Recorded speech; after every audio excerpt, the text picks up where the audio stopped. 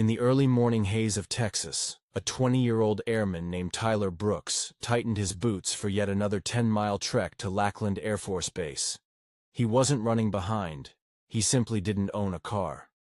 Each day, long before the base's bugle called others awake, Tyler was already on the move, quiet, steady, and on his own. Other airmen sometimes drove past him. A few slowed to offer him a lift, but Tyler would always politely wave them on. He wasn't looking for sympathy. Raised by his grandfather, a Vietnam veteran who believed that effort built character, Tyler treated those daily miles as a ritual, a silent practice of dedication. As he passed a nearby convenience store, the elderly cashier gave him a nod. 10 miles again, son?" he asked. Tyler adjusted his bag and replied, "Yes, sir. Gotta get there somehow." Inside the store, a TV played a live news segment. President Donald Trump was scheduled to visit Lackland that day to speak to new recruits. Tyler glanced briefly at the screen before continuing on, unaware that this seemingly ordinary day would soon become anything but. Meanwhile, miles away, preparations for the president's arrival were in full swing. Secret Service agents, news crews, and military officials busied themselves across the base. Unbeknownst to Tyler, someone high up was about to notice something small, something that would become a pivotal moment in his life. As the presidential convoy cruised through the outskirts of San Antonio, Donald Trump sat beside his military advisor, General McAdams. Glancing out the window, Trump spotted a lone figure walking along the side of the highway. There was Tyler, head down, backpack tight, steps rhythmic and steady. "Is that kid military?" Trump asked, gesturing toward him. General McAdams looked out. "Could be. Off-duty guys wear civilian clothes sometimes, but 10 miles out and no car in sight?" Trump stared as the young man disappeared behind them. Something about that image lingered. Maybe it was the sheer determination in his stride. Or maybe it reminded Trump of stories his father had told him. Stories about grit, persistence, and self-discipline. "He looks like he's on a mission," Trump said quietly. "Do you want to stop?" the general asked. "No," Trump replied. "Let's not interrupt him, but find out who he is." As the convoy rolled ahead, Tyler walked on, unaware that the President of the United States had just taken interest in his humble march. He wasn't walking for recognition. He never did. He had a duty and pride in doing it. But this day was about to shift. By the time Trump reached the base, he had already instructed his team to identify the young man on the highway. Security camera footage quickly confirmed it. A staffer delivered the findings. Tyler Brooks, Airman First Class, age 20, walks 10 miles every day.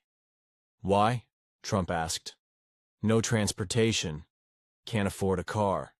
He declined the base shuttle service. Said he didn't want special treatment." Trump leafed through Tyler's file. His story read like a quiet display of strength. Orphaned at 14, raised by his grandfather in rural Arkansas. Straight A student. Joined the Air Force right after high school. "Bring me his commanding officer," Trump said. At that very moment, Tyler stood in formation on the base, completely unaware of the buzz happening behind closed doors about him. Colonel Hayes, Tyler's CO, met with the president. "Airman Brooks is one of the finest we have," the colonel reported. "Always punctual, never complains. We only recently discovered how far he walks." Trump nodded thoughtfully. "I'd like to meet him." "Should I inform him, sir?" Hayes asked. "No," Trump replied. "Let's not tell him anything. I want to see how he carries himself when no one's watching. Because true service isn't always about being seen. It's about how you carry yourself in silence." The next morning, Tyler laced up his boots like usual. News of the president's visit was all over base chatter, but he didn't give it much thought. His attention was on his responsibilities. Around his neck, beneath his uniform, hung his grandfather's dog tags. "Work hard quietly, his grandfather used to say. Let your actions speak. As Tyler passed the same store, the old clerk smiled. President rolled through yesterday, you know. I heard, Tyler said, returning the grin. You think he saw you? Tyler shook his head. Doubt it. And on he walked. Each mile was more than exercise. It was discipline, self-respect, honor. There were days when he was worn down, times when the rain chilled him to the bone. But he never missed a step. That day, Tyler arrived earlier than usual. A base transport vehicle pulled up beside him. You Airman Brooks? The driver asked. Yes, sir. Hop in. You're needed at Hangar 4. Tyler blinked. Am I in trouble? The driver chuckled. No clue, son. I just go where I'm told. As the vehicle drove on, Tyler had no idea that Hangar 4 had been cleared and prepared just for him, and that what waited inside would change the course of his life. When Tyler stepped into the unusually quiet hangar, the sound of his boots echoed against the concrete. A tall, uniformed man greeted him. Airman Brooks, please wait here. Moments later, the large doors groaned open. Secret Service agents entered first, followed by President Trump himself. Tyler immediately stood at attention. At ease, son, Trump said, his expression firm but kind. Tyler relaxed a bit, still confused. I saw you yesterday, Trump said, walking along the highway. Yes, sir, Tyler responded. You walked 10 miles to base? Yes, sir. Why? Trump asked. Tyler hesitated, then answered. I don't like relying on others. My grandfather always said, if you've got 2 legs, you can carry yourself. Trump looked impressed. You're not doing it for attention? No, sir. I do it because I took an oath to serve. That includes showing up, no matter what. The hangar was silent. Then Trump placed a hand on Tyler's shoulder and said, Then I think it's time someone walked a few miles for you. At first, Tyler didn't quite understand what that meant. I've met CEOs, politicians, generals, Trump continued. But it's people like you, silent heroes, who truly hold this country together. You walk with purpose, not for applause. That's rare. Tyler stood speechless. Trump turned to an aide. Bring it in. The hangar doors opened again. A brand new black Ford F-150 rolled in, shining under the overhead lights. This, Trump said, is yours. Tyler's eyes widened. Sir, I can't. You didn't ask for anything, Trump interrupted. That's exactly why you deserve it. We've already handled the paperwork, the aide added. Insurance, fuel, maintenance, all taken care of.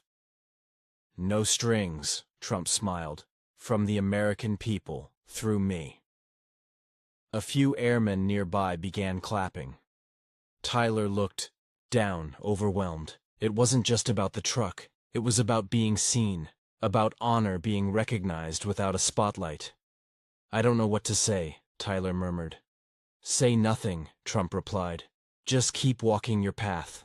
Now you've got a ride for the journey. That day, Tyler's quiet dedication became a national story. After handshakes, photos, and brief interviews, he was handed the keys. Sitting behind the wheel, still in uniform, he felt something sacred in his grip. He wasn't walking home today. As he drove, the familiar highway rolled beneath his tires, the same cracks, trees, and curves he once memorized step by step. But now, he was moving forward faster, with new strength behind him. Passing the convenience store, the old clerk tipped his cap with a grin. Tyler honked once, smiling wide. When he arrived at his modest apartment complex, neighbors stared in disbelief. His friend Carter ran out. Bro, is that yours? Apparently, Tyler grinned. What happened? Tyler shrugged. The president saw me walking. The simplicity of his words didn't reflect the weight of the experience, but it was enough. By the next morning, Tyler's story had made headlines. President gives Airman truck after learning he walks 10 miles daily. Security footage and press photos had captured the moment, and the story spread rapidly. Social media buzzed. Hashtags like Toss, Tyler the Walker, and Silent Service trended across platforms. News anchors asked, "Who is Airman Tyler Brooks?" Articles shared his upbringing, his grandfather's influence, and his humble response to recognition.